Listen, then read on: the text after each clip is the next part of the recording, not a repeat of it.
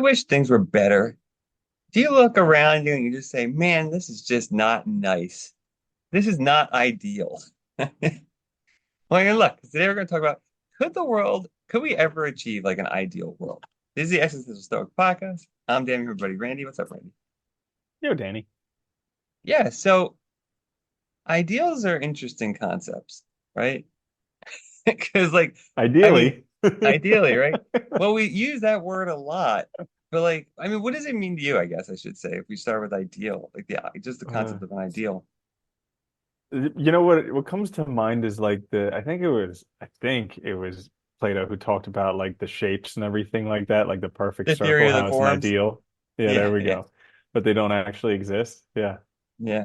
Yeah, I always interpret it as like perfect ideas, although it gives you this idea of like a realm of perfection, right? Yeah, it's kind of hmm like that, right? So like everything in the world for Plato, right, is a reflection of those or takes part in. So nothing that we experience in reality could be ideal, right? Those ideals are just ideas. They're like things that exist in another plane.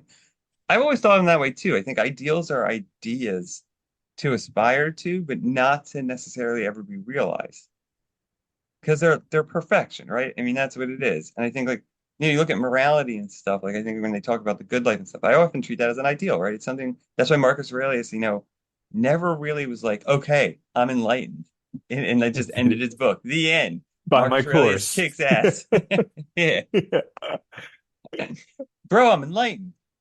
Check out this course I By my made. Yeah. course. But yeah, he never says that, right? He's continuously working. Like Aristotle doesn't write in the Common Ethics and say, just follow this, you'll be good, right? Like, because it's something you're continuously working on, and there's so many unknowns and variables in the world, right? So I think I it's think really I think like interesting. the only time that people become ideals is like when they die. Like Jesus, when he was crucified, all of a sudden became an ideal. Socrates, when he was martyred, all of a sudden became an ideal. But like Yeah.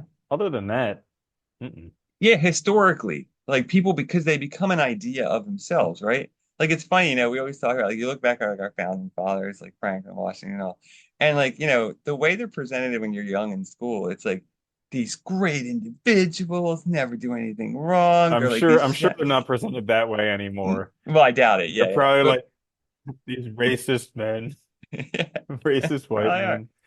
But when we went Yeah. to school, they were presented that way, and like but the reality is like, look at anybody's life. I don't care how.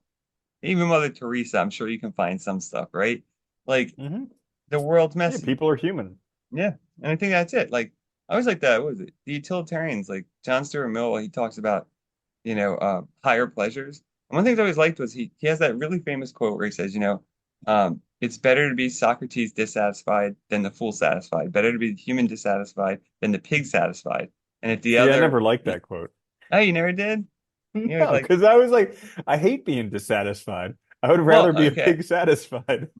I think a lot of people would choose that, right? Yeah, that's like the straight hedonism. One of Mill's points, or one way to interpret it. No, I kind of agree with you sometimes. Sometimes I feel that way too. But one of his points was like, humans we can be dissatisfied with our world, right? And a reason we're dissatisfied is we see ways and envision ways we can improve things. So he saw dissatisfaction as an essential part of the good life because it's a way for us to look outside of ourselves and say, hey, things could be better. Whether it could be more just, whether my room would look better if the couch was over there, whether it'd be awesome if I had more money, whatever it is, right? Things could be improved. And then I can start thinking of ways to improve them. And I get pleasure from pursuing those new routes and trying to make my world better or my life better, right? And so dissatisfaction plays an interesting role, I think, in his theory, and it makes sense, right? That's one of the ways we adapt and change our world and keep trying to like our life is constantly like trying to complete this project that we can't complete and Mm. constantly like going back to the drawing board and restarting or reworking it, right? And trying to make that perfect painting, but really what it is a bunch of sketches and eraser marks and stuff from restarts.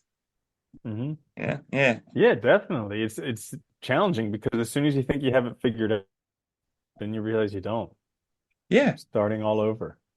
And ideals are funny that way too, because even if we hit an ideal, we would just look around and find something else to be satisfied with. So hmm like it's not like, you know, if the world could be ideal, that would be like perfection, And I think we see that in movies, right? You got your Wakandas and you're like sci-fi where like they have these like advanced civilizations, or like Wall-E where everybody's like just lazy and fat on their But couches and move okay, around. but we also have this, yeah, but we also have this now where people have this concept of an ideal world, the way people aren't supposed to be racist, they aren't supposed to be sexist, they're not supposed to pollute, they're supposed to be nice to everybody, they're supposed to be a good citizen, law-abiding, all of this stuff, and it's just like this ideal world, but it's just not reality.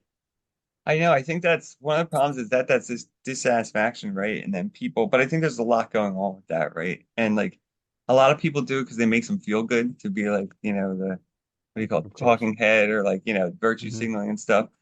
And but actually getting out there and doing things is hard. And like, yeah, Hmm. there's a lot of things we can call negative, but guess what? We'd have to restructure like our entire society to deal with most of them. Like, Hmm. come on, like systemic raises and stuff. Like, you have to restructure everything. You have to change how we educate. You have to do so much. It's going to take time. So I think, yeah, I think it's unfortunate, and like, pretending that things could be ideal and then trying to force people to be ideal is not going to work because it's not ideal now.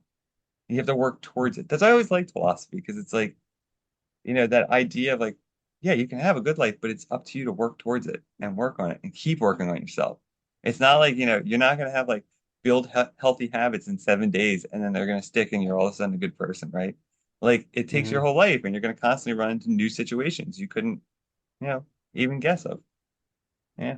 Yeah, I like in the Tao Te Ching where it says, uh, the the good man is the bad man's teacher, and the bad man is the good man's job.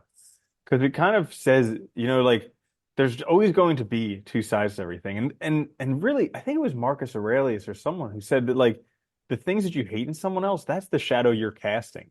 So it's not like, Yeah. like it's not like they exist outside of you. That's because of exactly who you are that causes. And I see that stuff all the time in myself, where like people who are slow, who are on the phone, piss me off like so much. We And know. I see that like that's because of these values that I've made important. Like you should walk faster and you shouldn't be on your phone all the time and you should be paying attention. Like I made these values important for myself, and because of that, it's casting a shadow that now I hate these people. Yeah. No, it is. Yeah, because you're interpreting the world from a totally different perspective than they are. Hmm. Right? And one with totally different values. And I think that's the hard reality a lot of us find ourselves in, right? It's like we think we're right. We found something that works, and we just can't figure out why no one else effing sees it, right? And it Hmm. gets frustrating. Yell at people and do things. But the reality is like their perspective's totally different than yours, dude. They have totally different values. They Hmm. probably have no idea what the hell you're thinking about, unless Probably they're not. like heavy I ESP or know their something. I think about that. I'm like their value is probably like an empty inbox is the best thing on the planet. So I just Yeah, gotta make you never sure know, I keep my right? inbox empty and I scroll through everything on TikTok. And they might be grinding, bro, or doing something important. Yeah, Like, right. they might be on their Yep. way to they might be on the way to their passive income in their job at Uber. I know. Hashtag passive income. Yeah, Driving Uber all night. that Hashtag passive when I was income. seeing it all the time, it's cracking me up because I was like, you guys don't know what that word means, apparently. Like, no one apparently has any clue what the hell that word means. That's Yeah. called a second job. Yeah. Right. Oh my goodness. It's funny. But yeah, it is. It's like, it's really hard because, like, I don't know. I think that's the thing we all struggle with, though. It's like, it can seem so obvious to us because we have access to all of our values, interpretation of the world, and everything. So But here's it's so here's not. an interesting thing is like this concept of an ideal world or an ideal life. All of that keeps us in pursuit and it pulls us out of reality right now. It does. Yeah. Yeah. Yeah. And I don't think it's all necessarily bad too, because I think that chasing after ideals like that can lead to some very interesting things and cool advancements. I think, like, look, if Einstein, if he's a good example, right? He kept writing and working on science as a patent officer because he couldn't get into grad school.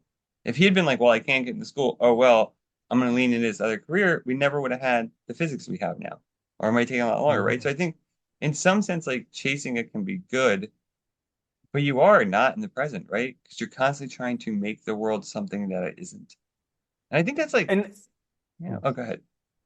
Well, I mean, I would say by definition that it could never exist because it's not reality. It's Yeah. something other than what's reality right now. Yeah. It's like our own life projects, right? We're constantly trying to make ourselves into this thing, but never quite getting there, right? It is like it's the conundrum of Oh, being human, right? Is like we always are trying to improve things and make things better instead of appreciating what the hell is right with us now. dude. Yeah, Okay, yeah. so funny story. So I had an inkling the other day to watch This Old House. And Oh so God. and so I watched the Jesse and first the Rippers, episode. bro. Yeah. Yeah, right. So I That's a watched cheesy no, thing. not Full House, not Oh, Full full. House. Oh, sorry. This Old House. Oh, So this like the old house. PBS thing where Oh, Bob yeah, yeah. Vila Where builds they go and houses. fix with the house. Sorry, I Yeah. was thinking totally different train of thought. Dude, okay, so get this.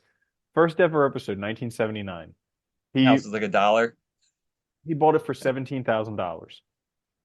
Okay? Yeah. Now, over 1 million.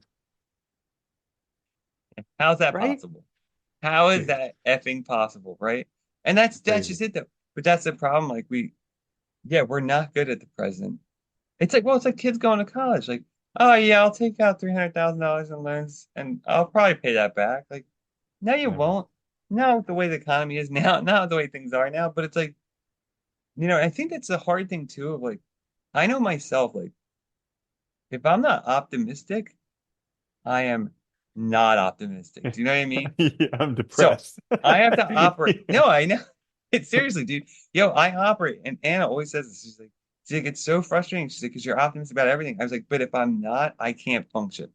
So like, it doesn't matter if it works out. I don't care if it works out. In the moment, I have to be optimistic that it's gonna work out. It's the only way I Hmm. can operate. And it's like that's like that ideal thing too, because it's like I don't know how to turn that off. And it's like I think a lot of us operate that way. Like it's not a matter of what happens, it's just to get through now, we have to think this way. It's You like, have to be. yeah, Have to yeah, be. being human is really difficult. Dude, Hard tell me being. about it. Freaking tell Yeah. me about it. Hmm. So anyway, there you have it, I guess, right? Hmm. Yeah. So That's can all we I ever got. achieve an ideal world? I don't think so. I don't know. I think we just said that ideals aren't achievable. But there you go. Hmm. Hey, if you like this episode though, check us out on YouTube wherever you get your podcast. Please like, share, subscribe. It'll help us out a lot. And if you could leave a review, especially a positive one, that would be awesome. If it's negative, just forget about it. Check us out later this week for another episode. Till then, later, Andy. Later, Danny.